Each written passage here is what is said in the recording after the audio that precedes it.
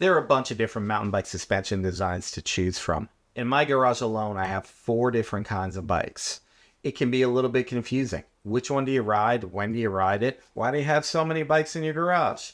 Well, I'll answer that and more. When you're an old guy, you start accumulating things. A lot of bikes, a lot of spare parts, strange number of different length pipes and sizes. Just, you never know. You might need them one day. First up, we have a hardtail. Now, this might be a little controversial because it's not a traditional full suspension bike, but it does have the suspension. In fact, it has the original suspension. It's got fat wheels. This is a fat tire bike. Before we had a suspension fork or rear suspension or goofy suspension seat posts, we just had fat tires. A little bit of air, a little less air, depending on what you're riding. This is what you would choose. Still today, this has a place on the trail, and it's a popular option, especially for first-time riders. Next up, our first full suspension bike. You can see right here, we got a 1999 Marin East Peak. This is a single pivot bike. Got a single pivot right here, and has a shock right over here. It's pretty basic. It does the job. When I first got into mountain biking, I had a hardtail. My back would hurt. Got this bike, that went away. I know it's not commonly associated with it, but a hardtail can give you some lower back pain. Full suspension bike should eliminate most of that. The ever popular 4-bar is available in many different brands. It's a lot more complicated than the traditional single pivot that we just saw in the Marin. This bike has got a lot more bearings, a lot more going on. It also has a lot more travel, a lot more responsiveness, and deals better with pedal bob and also changing chain length and anything else that'll trip you up while you're climbing or descending. I mean, these bikes are everywhere.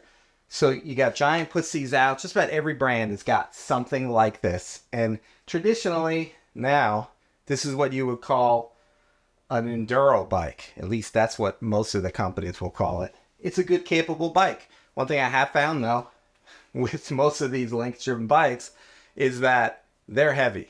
It's a lot heavier than the single pivot. Okay, you're going to have your FSR from Specialized like this. Granted, not from 98. Still applies. VPP for Santa Cruz. Horst Link. It's called a lot of different things. And they're all variations on the 4-bar. You see you get your main pivot on the bottom. You get your bar. And you got a lot of different contact points that are moving. A lot of different bearings. A lot of different things going on. It's a lot more complicated than the linkage driven and certainly the single pivot. But that's because it uses just different forces to maintain your ride on the trail. Keeps the wheels on the ground. Well, you're probably wondering which one's best. That's the thing. It's one of those questions that's not so easy to answer because the answer is going to be, it depends. Not very specific, but each of these bikes does something differently. Each of them has a certain niche. It really depends on what you're looking for, the trails you ride. And that's going to help determine which bike is right for you. I think to start off, a hardtail is probably the best way to go because this is a bike that's going to be able to handle the trail. It's going to be able to take you where you need to go. It's going to be a good around the town bike if you upgrade in the future. It's just great to have a hardtail because it's very basic. You keep that chain looped and you check your gears. You're good to go. You throw it in the back of the truck or car and you can hit any trail. Now the single pivot is a good bike to have for a little bit more bumpy trail riding. They tend to be a little bit lighter than the linkage driven or even the 4-bar.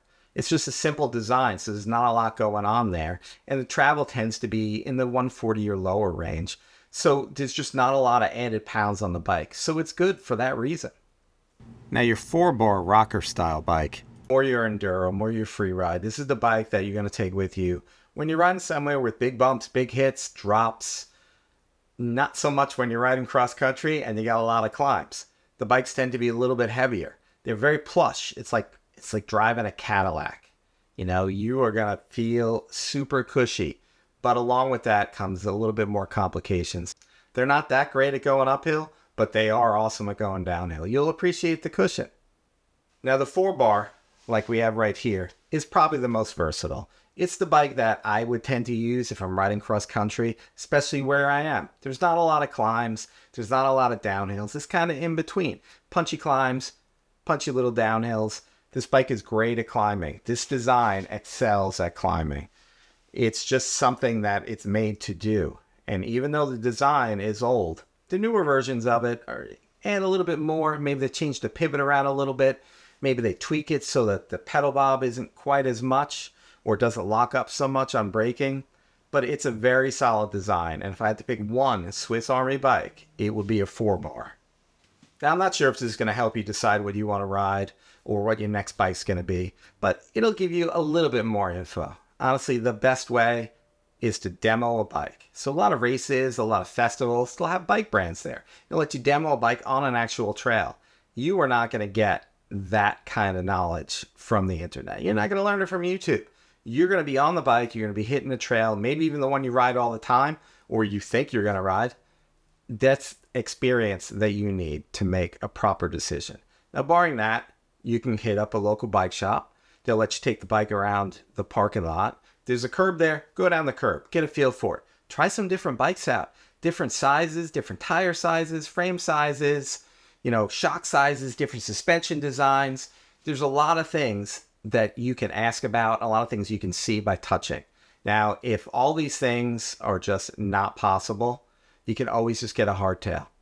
I don't care where you get it. You can get it at Walmart, Target, mail order, local bike shop, anywhere. It's not going to break the bank. It's a great place to start. In fact, it's probably what I think most people would suggest you start with, because it's going to give you a feel for the bike, exercise, riding on a trail, and kind of the terrain and things you want to do on a bike. That's important. Well, I hope I've provided some useful info, and I'll see you out on the trail.